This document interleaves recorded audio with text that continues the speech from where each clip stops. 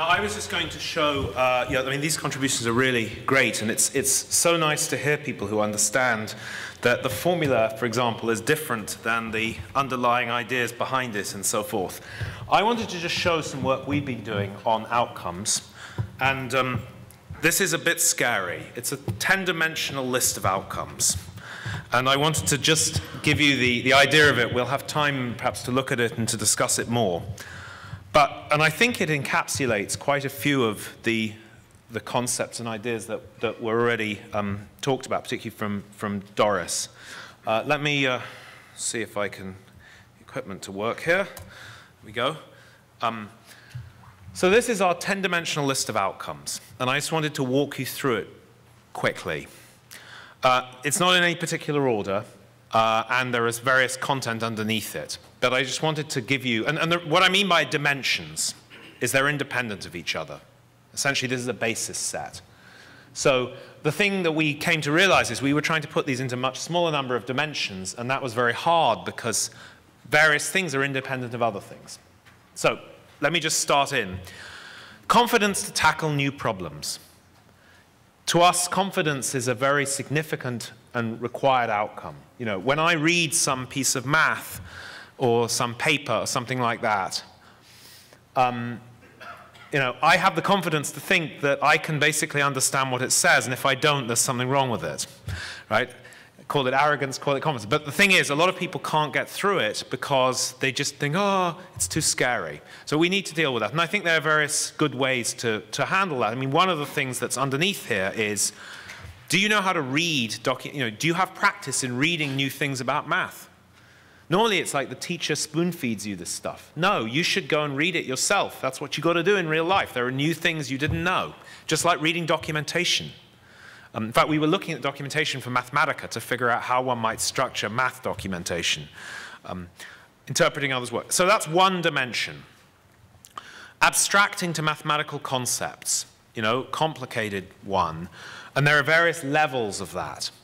You know, clearly it's useful to be able to abstract, and you know, we tried to make some list of sort of levels of that in a sense. There's sort of filtering information to be able to do that using diagrams to structure knowledge. Crucial outcome. Do you know how to set a diagram up?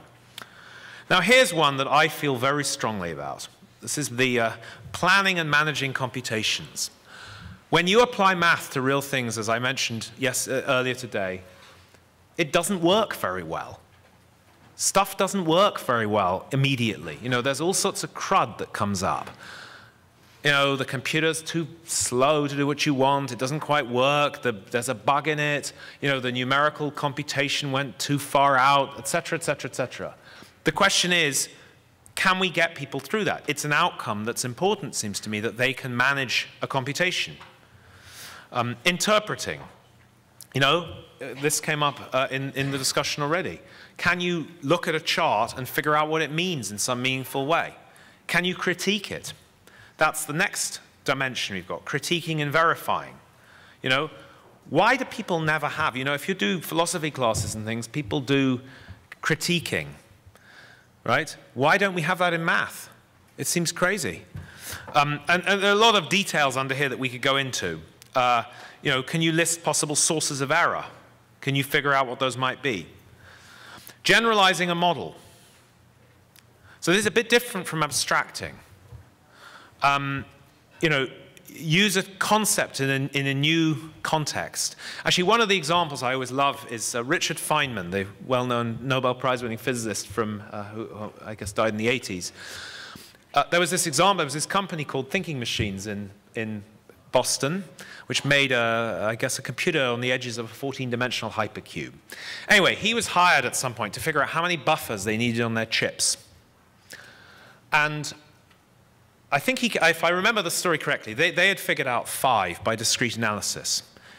He used differential equations to figure out it should be 4. Now, here's what I like about the story. He used the wrong tool for the job. Right? He knew the tool so well, he felt the tool so well, that even though he was analyzing something discrete, he thought, you know what, I think differential equations are the right tool for this job. That's how well we want people to know their tools. So that, you know, when you know the tool that well, that you can use it in the wrong way, so to speak, correctly, as he did, that's a sort of sign, I think, that you really know what you're doing. Communicating and collaborating. You know, that's a crucial part of what people need to do in everyday life, both technically and non-technically. And communicating technical ideas is a hard job, is again an outcome. Now, here's the ones that were perhaps more connected with what one might think of as sort of math in the traditional sense. But again, I want to separate them. So we've got something called tools of math, and we've also got something called conceptual understanding. Now, let me take an example. What's the best example here? Let's say equations. The equation I had this morning. Right? There is a difference between understanding the idea of an equation, when you might use it, and knowing the quadratic formula, or even knowing what sorts of equations there are, the details of those sorts. These two get completely muddled up in traditional math education. Right? What you're presented with is, here's the quadratic formula. Why the hell do you use the equation in the first place is a key question. So one thing we've been very keen to do in these outcomes is you need to separate the idea, the concept. You know, there's the concept of fitting. Then there are actual tools that you need to know about. There's, you know, the normal distribution, 100 other distributions. Right? These two are separate issues. When might you apply fitting versus what are the actual tools? And then there's a question of how deeply you know the tools. You know, do you need to learn how to build and make a hammer before you use it? And I think the answer is no. Samely, you don't need to build all the tools before you use them. So that's the separation there that we see. And then there's what I might call the instinctive feel of maths. Some people would attach this to numeracy. I think the word numeracy is often confused between two things. One is some kind of instinctive feel. Do I know proportionality? Do I know that this is about a quarter of something else?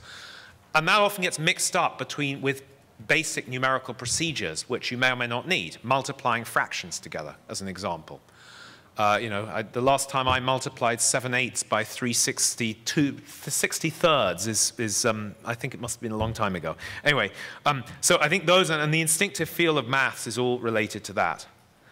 So anyway, so I just wanted to sort of leave that, and I hope we'll have a chance to dig into these a bit more. But those were some of the dimensionalities we sought, and I would like to throw this open to any questions and comments for any of us from this point. So any immediate reactions to comments to anyone? Yes. Let's maybe get a mic. Sort of a U.S.-centric view, but I really like these.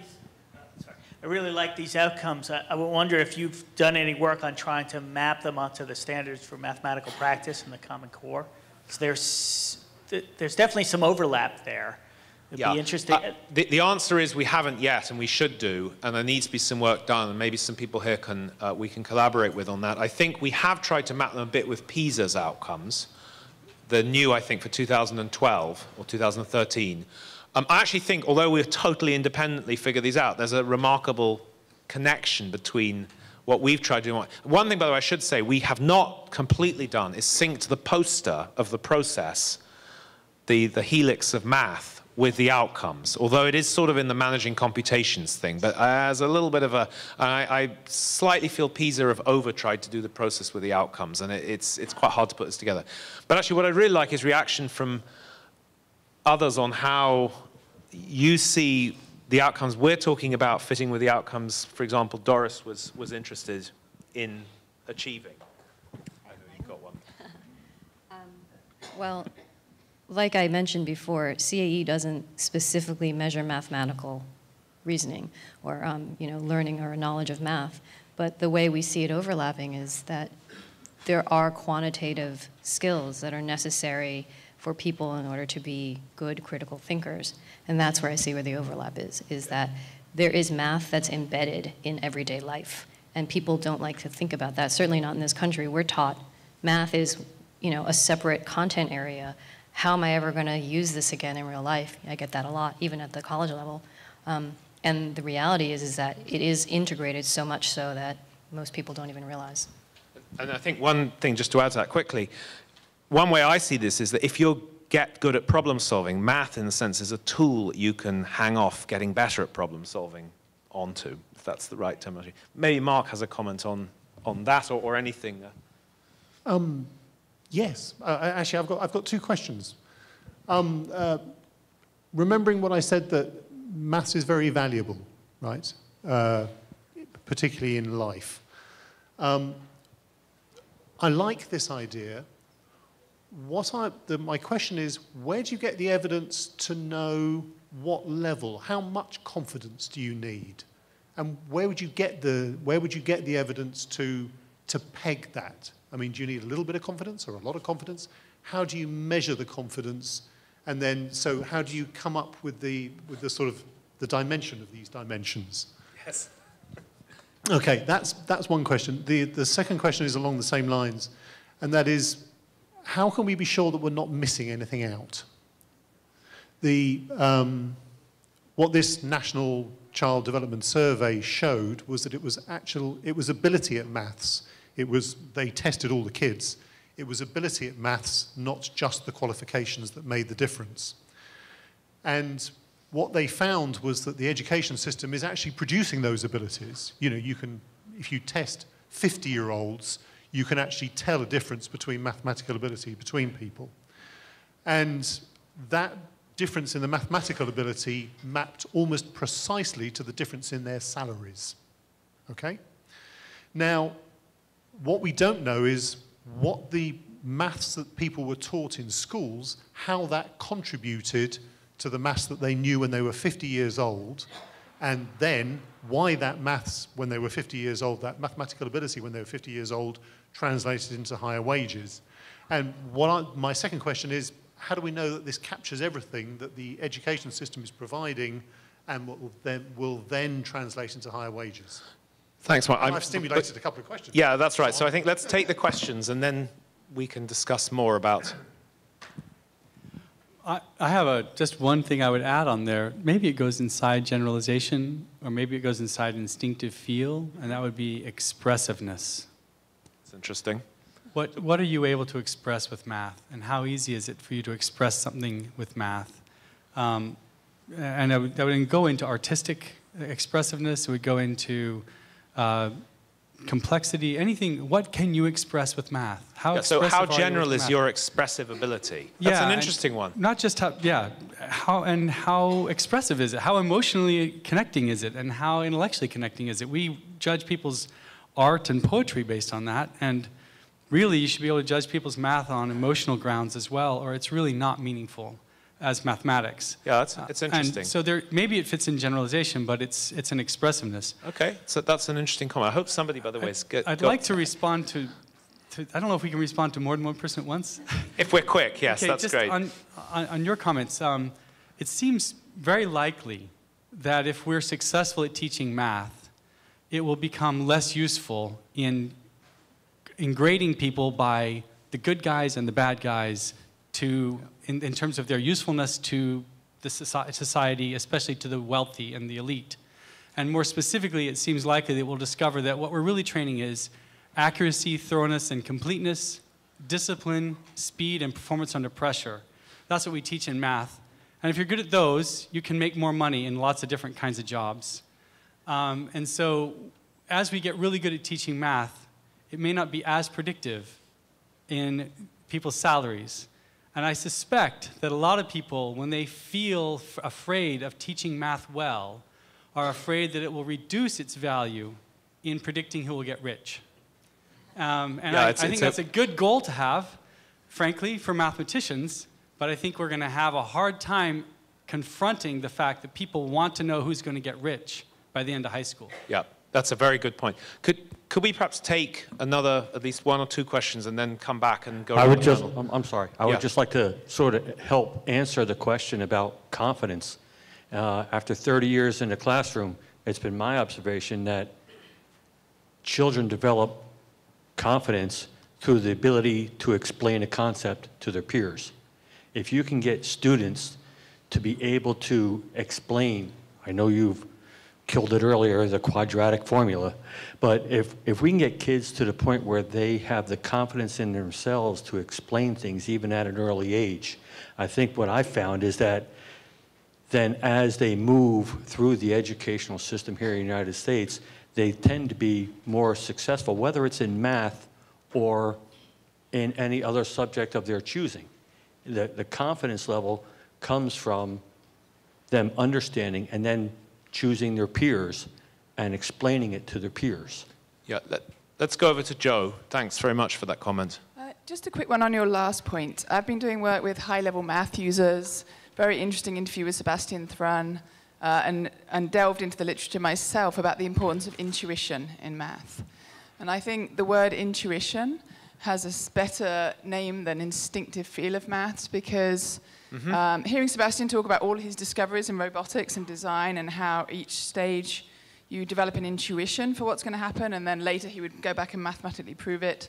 I think instinctive feel of math sounds a bit more ability-oriented, a bit more fixed, a bit more... So if you wanted to use the word intuition, there's a whole literature behind the critical role of intuition. So just okay, no, that's a useful... I mean, I completely agree with the thrust of that, which is it's not something you're born with or not born with. Right, I mean, so whether it's called instinctive feel, and you're probably right, intuition may be better. But actually, I think intuition, maybe one feels like one's born with that or not. But whichever way, that point is a good one. Maybe, Christian, did you have a point to add to? Not particularly, okay. Yeah, I think I was wondering about the same thing, that if math education is extremely well correlated with, like, your salary, then maybe we shouldn't change it. Yes, right.